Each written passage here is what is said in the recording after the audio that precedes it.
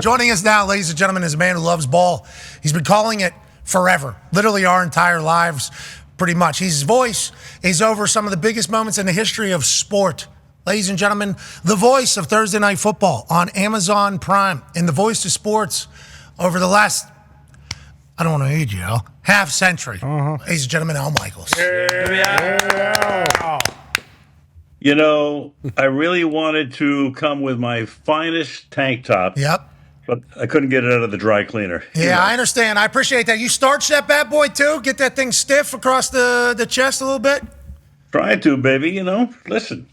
Hey! Okay. Hey! Oh, the other way, yeah. Hey! Hey, you're jacked, Al. Obviously, still on top of it. You calling Thursday Night Football. We've got a chance to chat with you over the last, couple years as it has happened. How do you feel this season? How do you feel about where the NFL is? And how do you feel about tonight's matchup? It's a huge one down there in the NFC South, Al.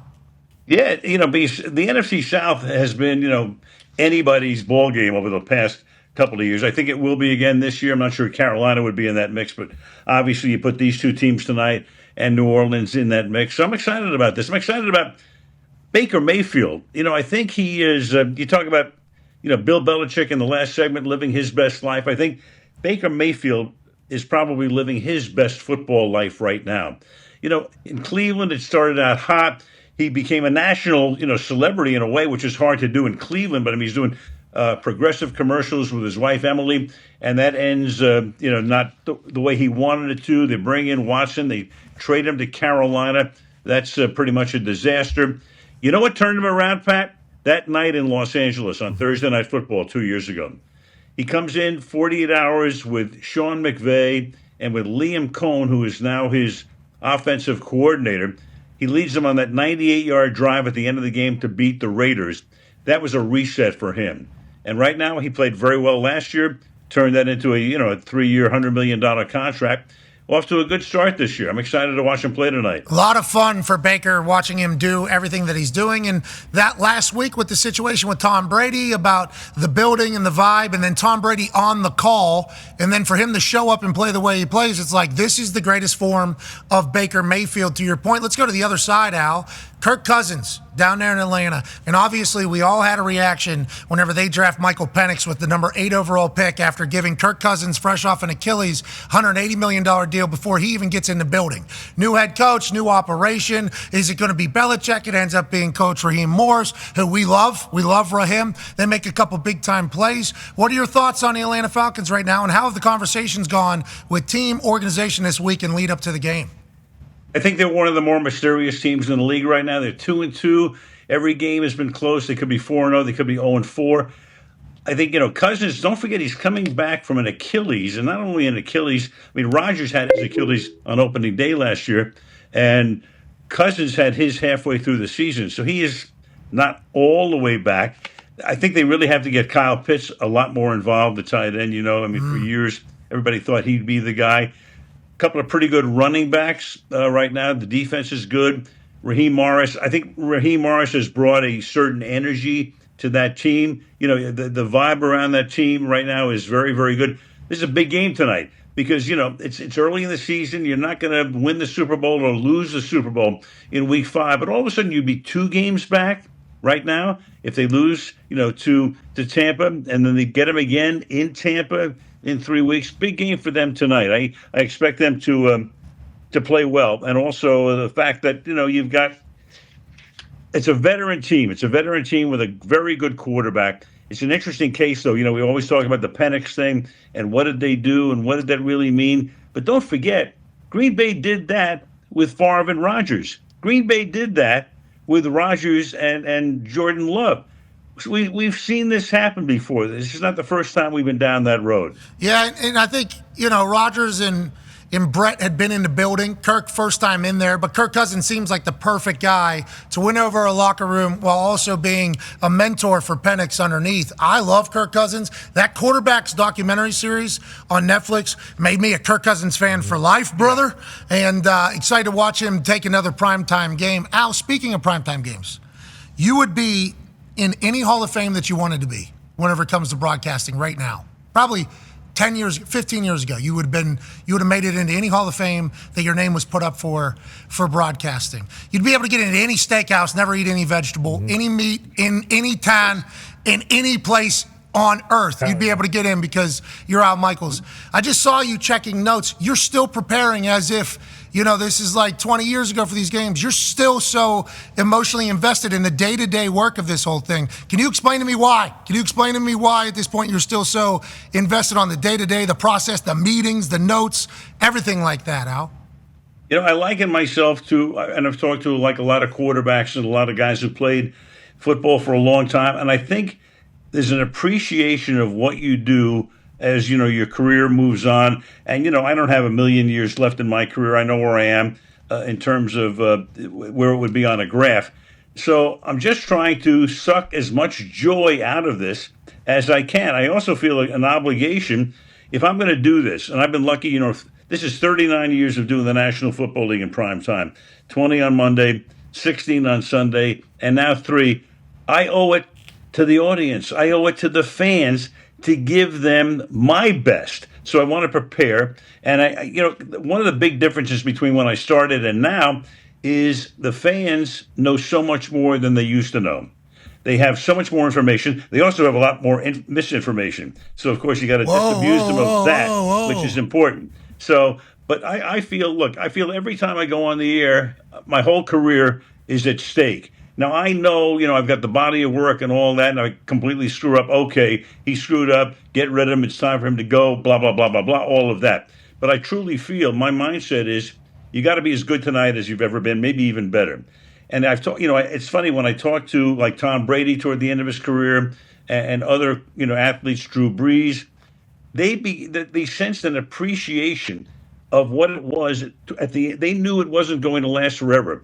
So just get as much enjoyment out of it as you possibly can at the end. And that's where I am right now. Al Michaels' voice on things just makes you feel good. It's been happening in the sports world for so long. But on that note, Connor has a question for you about a reaction that happens seemingly every single week. Yeah, Al, you've talked about this to us before, and I just kind of want to hear the answer again because every week people are always like, why isn't Al Michaels losing his mind for a first quarter CD Lamb touchdown against the Giants, which is what happened last week. But can you explain just kind of how you call a game and knowing the importance of the big moments? Because that has been a conversation by people on the internet. Like, hey, does Al Michaels realize that was a, big play touchdown, even though, we all know there are more big plays to come? I don't scream the game at you. I don't holler the game at you. Never have. Though, right? No, never have. And, when people go back and they say, Pat Summerall was one of the greatest of all time, and he was. Remember how Pat did the game? 2nd and 5, gain of 3, right? He didn't blow you out. You have to save it for the moments. And I think when you look at like Joe Buck, you look at Jim Nantz and myself, and we did like 17 of the last 18 Super Bowls. We don't scream the game at you. We don't holler the game at you. But there's a whole bunch of people around the country. Look, it's a very diverse country of 330 million people. And there are some who want you to, whoa, it's 4-2 in the basketball game. Whoa! If it's 4-2, where do you go at 102 to 101? Where do you go? Yeah. You got to leave some room. Yeah. So, CD Lamb scores a time. So what am I supposed to do? Scream my guts out?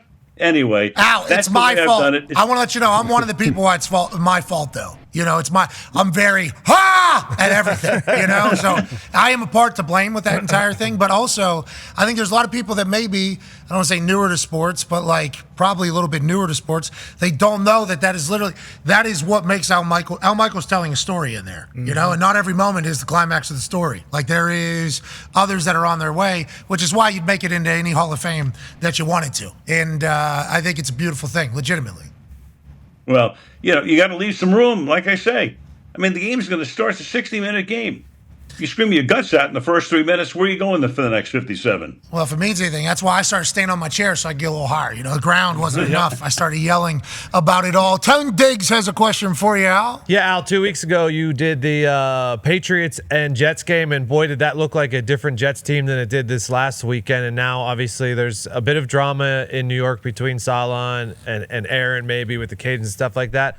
What were your vibes when you got to speak to Aaron and Coach Saleh and just the whole Jets organization as a whole? And do you think they should get Devontae?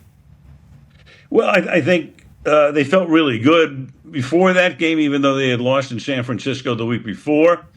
They played extremely well that night. And actually, they had lost in San Fran, but then they'd won a game. So that night, I mean, they were playing a team that was overmatched and outmanned. I mean, the Patriots aren't. They're just not very good. The offense was not very good that night, obviously. And Rodgers was able to look like Rodgers. So, that's a fascinating team to me right now. Who are they? What are they going to be? Now they got to go to London. They got to meet the Vikings over there. That's going to be a tough one. But, I mean, if Aaron can look the way he looked that night and the defense can play the way it's supposed to play, that's a good team. Otherwise, who knows what happens to them. Davante Adams, he's potentially on a move. Potential on move with the whole situation. What do you think? I was watching you guys earlier, so let's see. The internet, which is 4 guys 15 years old writing TikTok stuff in their dorm room. Right? Potentially. They got him go. I'm surprised he's not going to the Canadian League. No, don't even get us into that. Peters could use a wideout now. We already talked about Peters it. could use a wideout, brother. The Rough Riders aren't getting Davante Adams. Wow. Neither Look of out, man. But the Stampeders, baby. Who would have okay. Hell yeah. The Alouettes. But there is in the world, you've been around this world a lot longer, obviously, than us in the sports media world. It's like insiders who have sources, and it's like whenever each insider that has a different source seemingly is all reporting like same things, we tend to believe it's true, but we've been got. Obviously, a lot of times. Insiders haven't got a lot of times. Sources, anonymous ones, have been wrong before, actually. That is something that actually has happened in the entire world. Journalistic standards didn't know that. But it feels like Davante is going to the Jets. Are you reading the same tea leaves? Do you keep up with all of the day-to-day drama that takes place while preparing for these Thursday night games? I do know. I keep up with it, but I don't know what's happening on the inside. I have no more information than what I have read. I guess there are certain places he could go. It's got to be, what kind of a deal can they make? Obviously, because of the Rodgers connection, a lot of people are thinking that he's going to go to New York. Pittsburgh's in the mix. I mean, almost everybody is in the mix at a certain point. I don't know, but it's pretty clear. I mean, he's not been thrilled playing in Vegas over the past year and a half, maybe 2 years. So it's probably time to let him out the door. But again, you just don't let a guy out the door without getting value for him. Yeah. So you got to make a trade that makes sense for you as well as the other team. Yeah, I don't know where he's going, though. There's always business to be had there, but it feels like it's going to take place, especially with Coach Antonio Pierce calling him 17, not calling him his name. It's like, is Tom Telesco, the general manager, and AP at the point where they're like, we just need to move on from. We are trying to build our own culture right now. We are trying to do this. Let's go ahead and not let this continue to be a thing. But whoever picks up Davante is going to be in a great spot. Speaking of a great spot, there are some people that are on the right side of some stuff. Go ahead, Bruce. Yeah, Al, your call of the Brandon Aubrey missed field goal and the lead up to it for the Giants cover last week was awesome. How surprised were you that Aubrey missed that field goal? And how great is it to kind of have a little bit more freedom in those significant to some moments? Well, yeah, I was surprised that he missed it because the guy hadn't missed all year, and he's making them from downtown Paramus. But I know what you're talking about. You're talking about I knew what the spread was, obviously, but I've known that through the years. I had more fun during the time when you weren't supposed to make any reference to gambling. Where I was kind of like the rascal and all of that, and people would say, well, the league is getting upset. Yeah, they're getting upset, but in the meantime, they know everybody's betting. So it's like, you shouldn't do that, but, we're going to turn a blind eye to it. Now everybody's doing it. I mean, people are betting on, 3rd and 4. So, but I can still sneak in those little things that I were able to sneak in the past. But, it's not as if I'm a rascal anymore. I'm a guy who, totally has always understood what it is. You get to the end of the game. I mean, who's watching the end of a game in a blowout game? Who's watching the end of the game. Oh, yeah. Over, under, and a line. Real simple. So, those are my boys out there. I gotta Hell yeah. You're still a treat 'em rascal, well. Al. You're still a rascal. Even though everybody else is doing it, you're still one of the original rascals, right? I think we would all say. Absolutely. Al Michaels is a rascal. The OGOR. Him and Musburger were the rascals. Oh, yeah. Yeah, most definitely. Now it is like if the commentator doesn't know, it's almost like, what are you? What are we doing? What are you doing? Yeah, are you even paying attention to this entire thing? Go ahead, AJ. Al, when you were young in your broadcasting career, did you ever feel pressured to, take on a persona or play like a character? And also, is there any young kids coming up, or even other, older established guys that try to come to you for maybe advice and ask you like how they should handle things?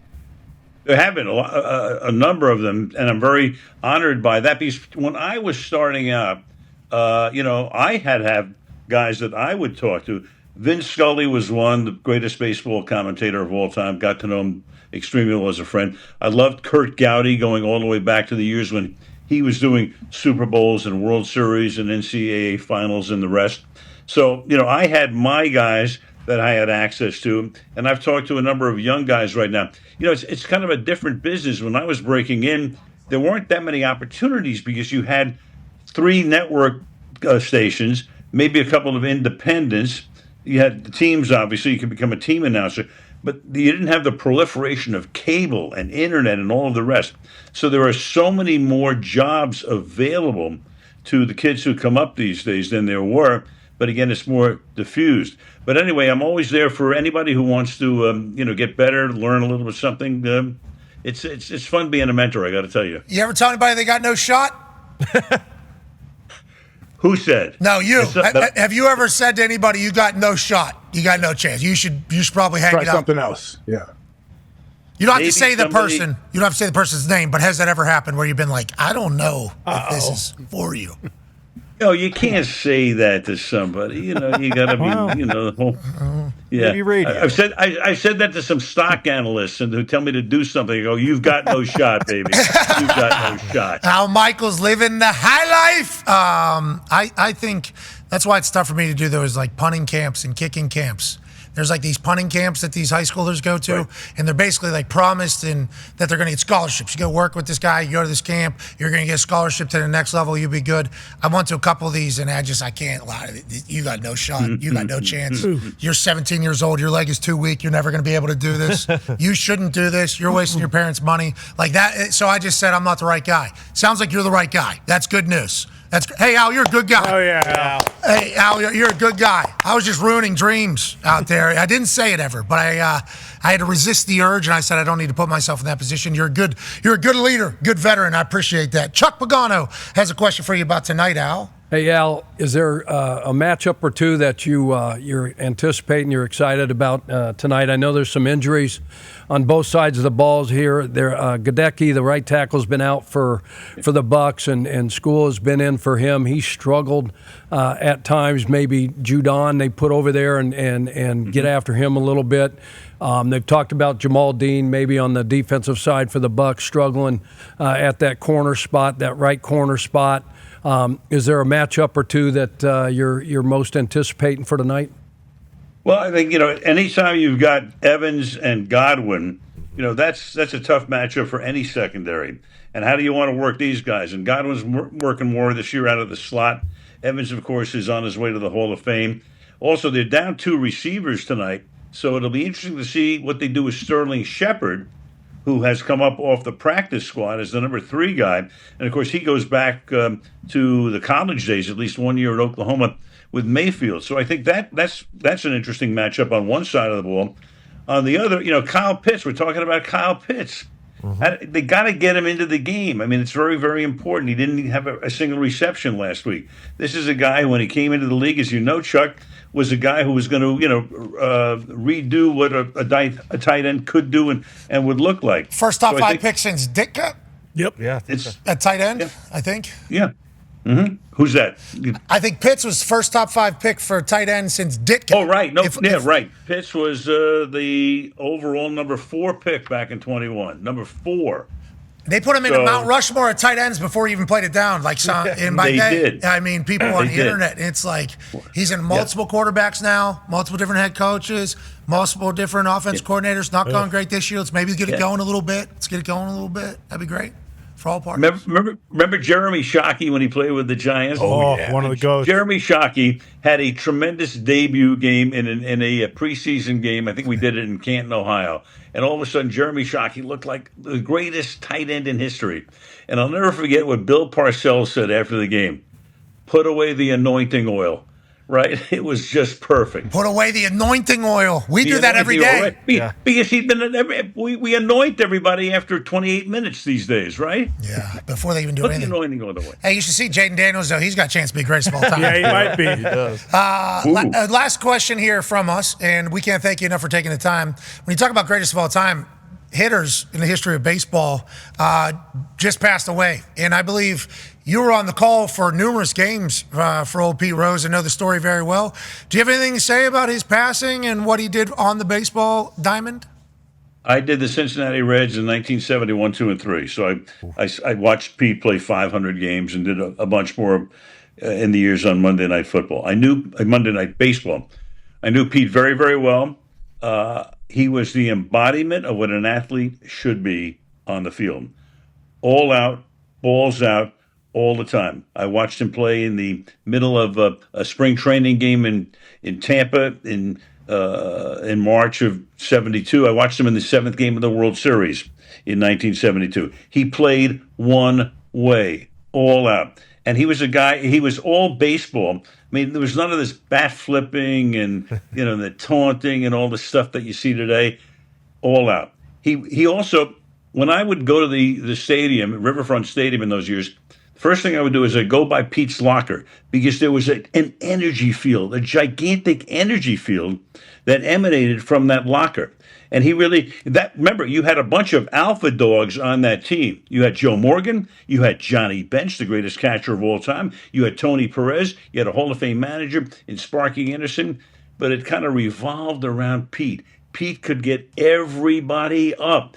And I loved just being around Pete, and it's such a shame because this is a guy who should be revered as one of the greatest baseball players in history. He is. Instead, we all know it's in the first paragraph of the obituary. No, he is. Well, I think that has kind of changed over the last couple of days. People remember, like, hey, especially with where the world is now, can't do it. Yeah. What happened, obviously, but his baseball ability should never be knocked in the entire thing. It should be two separate stories. And I think it is at this point. And I can't thank you enough for sharing your sentiment. Good luck tonight on Thursday Night Football on Amazon Prime, Al. Next time, I'm coming back with that tank top, baby. You know that. Yeah, you know that. All jacked up. All right, maybe tonight do the tank top. I've seen you guys. I see you guys take those jackets off. Oh yeah. Loosen up the tie. We'll sit down a little bit. I see you guys up there working a little bit. I'm with you. I'm with you, man. Ladies and gentlemen, Al Michaels. Yeah. Oh, Al. Tie tonight. How we doing with the tie tonight? Tie, we feel pretty good about the tie? Yeah, I guess so. I think they got to close the roof, so it'll be cool in there. It'll be fine. I don't know. Kirk, it depends on what Kirk wants to do. Well, what? So no tie tonight. Oh. No, I'm not saying that. We're beholden to the whims and the wants of our producer, T-Man, Mark Titleman. So okay. He says tie, we're wearing a tie. Oh, tell T-Man we said what's up. Whenever when you tie that tie, is that first time every time, or do you do multiple attempts to get said Windsor, double, whatever the hell it is? Yours is like double. Depends on the length.